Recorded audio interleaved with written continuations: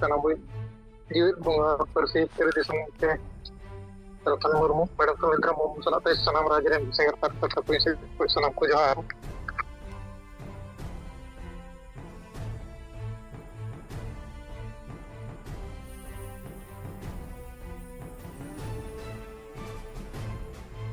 Bajon Tudu Asam Pop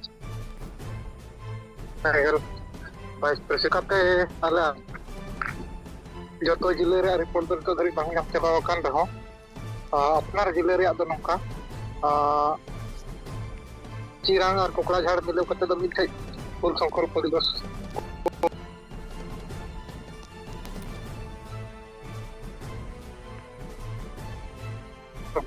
ᱨᱟᱥᱴᱨᱚᱯᱚᱛᱤ ᱞᱟᱹᱜᱤᱫ ᱪᱟᱞᱟᱣ ᱛᱟᱦᱮᱸ ᱠᱟᱱᱟ ᱚᱱᱟ ᱫᱚ ᱛᱮᱦᱮᱧ ᱟᱞᱮ ᱛᱟᱢᱩᱞᱯᱩᱨ ᱡᱤᱞᱟᱹ ᱨᱮᱫᱚ ᱰᱤᱯᱩᱴᱤ ᱠᱚᱢᱤশনাᱨ ᱰᱤᱥᱤ ᱴᱷᱮᱱ ᱧᱟᱯᱟᱢ ᱠᱟᱛᱮ ᱚᱱᱟ ᱢᱮᱢᱳᱨᱮন্ডাম ᱞᱮ ᱮᱢᱟ ᱫᱮᱭᱟ ᱮᱠᱷᱟᱱ ᱡᱟᱣ ᱫᱤᱱ ᱠᱚᱨᱮ ᱡᱟᱦᱟᱸ ᱞᱮᱠᱟ ᱰᱤᱥᱤ ᱢᱮᱢᱳᱨᱮন্ডাম ᱮᱢ ᱵᱟᱲᱟ ᱦᱩᱭ ᱟᱠᱟᱱᱟ ᱚᱱᱟ ᱨᱮᱫᱚ ᱚᱱᱠᱟ ᱵᱤᱥᱛᱟᱨ ᱛᱮ ᱜᱟᱞᱢᱟᱨᱟᱣ ᱥᱚᱢᱵᱷᱚᱵ ᱵᱟᱭ ᱦᱩᱭ ᱟᱠᱟᱱ ᱛᱟᱦᱮᱸ ᱢᱮᱱᱠᱷᱟᱱ ᱛᱮᱦᱮᱧ ᱫᱚ ᱦᱚᱭᱛᱳ ᱟᱡ ᱯᱷᱤᱨᱤ ᱫᱷᱟᱨᱟ ᱛᱟᱦᱮᱸ ᱠᱟᱱᱛᱮ ᱛᱷᱚᱲᱟ ᱱᱚᱣᱟ ᱥᱟᱨᱱᱟ ᱫᱷᱚᱨᱚᱢ ᱠᱳᱰ ᱤᱫᱤ ᱠᱟᱛᱮ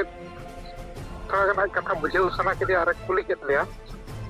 ᱛᱚ ᱱᱟᱯᱟᱭ ᱛᱮ ᱵᱩᱡᱷᱟᱹᱣᱟᱫ ᱞᱮᱭᱟ ᱟᱫᱚ ᱟᱡ ᱫᱚᱭ ᱢᱮᱱ ᱠᱮᱜᱼᱟ ᱦᱟᱦᱟᱲᱟᱜ ᱧᱚᱜ ᱤᱧ ᱟᱸᱡᱚᱢ ᱠᱮᱜᱼᱟ ᱚᱱᱟ ᱫᱚ ᱵᱟᱹᱧ ᱟᱸᱡᱚᱢ ᱵᱟᱲᱟ ᱟᱠᱟᱫ ᱛᱟᱦᱮᱱᱟᱭ ᱢᱮᱱᱮᱫᱼᱟ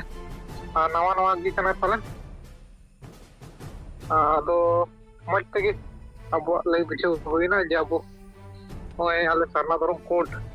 ᱥᱮ ᱟᱞᱮ ᱵᱷᱟᱨᱚᱛ ᱨᱮᱱ ᱥᱟᱸᱜᱮ ᱟᱹᱫᱤᱵᱟᱹᱥᱤ ᱫᱷᱚᱨᱚᱢ ᱡᱩᱲ ᱵᱟᱞᱮ ᱧᱟᱢ ᱟᱠᱟᱫ ᱛᱮ ᱟᱞᱮᱭᱟᱜ ᱫᱷᱚᱨᱚᱢ ᱠᱷᱚᱡ ᱦᱚᱲ ᱫᱚᱠᱚ ᱮᱴᱟᱜ ᱫᱷᱚᱨᱚᱢ ᱢᱚᱡᱽᱵᱩᱨᱤ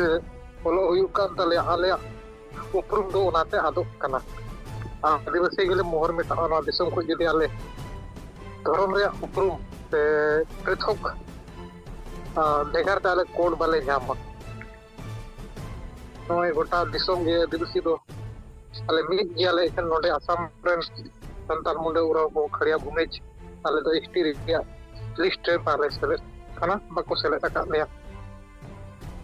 राष्ट्रीय मान्यता प्राप्त संताली भाषा तेहिन हबी उनका राज रहे राज भाषा मर्यादा बै नाम करते आले ऑल पढ़ा तायम कना अंत तो झारखंड तो आदिवासी राज कना ओंडे तो जेमन संताली राज भाषा हुयुमा ओना को आले